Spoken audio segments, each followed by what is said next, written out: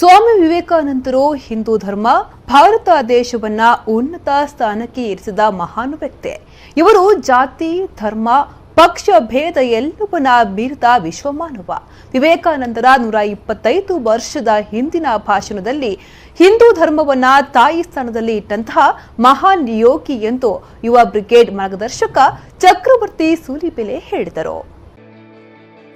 ಅವರು ಯುವ ಬ್ರಿಗೇಡ್ ಮತ್ತು ಸೋದರಿ ನಿವೇದಿತಾ ಪ್ರತಿಷ್ಠಾನದ ವತಿಯಿಂದ ಸ್ವಾಮಿ ವಿವೇಕಾನಂದ ಭಾಷಣಕ್ಕೆ 125 ವರ್ಷ ತುಂಬಿದ ನೆನಪಿಗಾಗಿ ಮತ್ತು ಸೋದರಿ ನಿವೇದಿತಾಳ 150ನೇ ಹುಟ್ಟುಹಬ್ಬದ ನೆನಪಿಗಾಗಿ ಸುಳ್ಯದಲ್ಲಿ ನಡೆದ ಮತ್ತೊಮ್ಮೆ ದಿಗ್ವಿಜಯ ರಥಯಾತ್ರೆಯ ಬಳಿಕ ಸಭಾ ಕಾರ್ಯಕ್ರಮದಲ್ಲಿ ದಿಕ್ಸೂಚಿ ಭಾಷಣ ಮಾಡಿದ್ರು.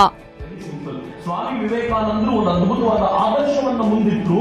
ಆ ಆದರ್ಶವನ್ನು ಅನುಸರಿಸುವುದರಿಂದ ಏನಾಗುತ್ತೆ ಅಂತ ಅಕ್ಕ ತೋರಿಸಿಕೊಟ್ರು. ಬಹುತೇಕ ಈ ದೇಶದ ಅನೇಕರಿಗೆ ಅಕ್ಕನ ಪರಿಚಯವೇ ಇಲ್ಲ. ಅಕ್ಕ ಎಂತವಳು ಅಂತಂದ್ರೆ ತಾನು ಭಾರತಕ್ಕೆ ಬಂದಾಗಲಿಂದ ಈ ದೇಶದ ಜನರ ಸೇವೆಗೋಸ್ಕರ ತನ್ನಂತ ಸಮರ್ಪಿಸಿಕೊಂಡ್ರು.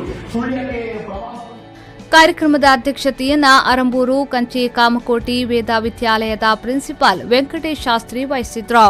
Amarjyoti PU college principal Yashoda Ramachandra, Yuva ಬ್ರಿಗೇಡ್ನ ಮುಖಂಡ ಪಂಚಾಕ್ಷರಿ, ಶ್ರೀಮತಿ ಲತಾ ಮಧುಸೂದನ್, ಶ್ರೀದೇವಿ ನಾಗರಾಜ್ ಭಟ್ ಮೊದಲಾದವರು ಉಪಸ್ಥಿತರಿದ್ದರು. ದಿಗ್ವಿಜಯ ಯಾತ್ರೆಗೆ ಸುಳ್ಯ ಜ್ಯೋತಿ ವೃತ್ತದ ಬಳಿ ಸುಳ್ಯ ಚೆನ್ನಕೇಶವ ದೇವಳದ ಆನುವಂಶಿಕ ಮುಕ್ತೇಶ್ವರ ಡಾ ಹರಪ್ರಸಾದ್ ಚಾಲನೆ ನೀಡಿದ್ರು. ಬಳಿಕ ಸುಳ್ಯ ನಗರದಲ್ಲಿ ಯಾತ್ರೆಯ ರಥ ಸಾಗಿ ಚೆನ್ನಕೇಶವ ದೇವಳದ ಮುಂಭಾಗ ಸಭಾ ಕಾರ್ಯಕ್ರಮದೊಂದಿಗೆ ಸಮಾಪನಗೊಂಡಿತು.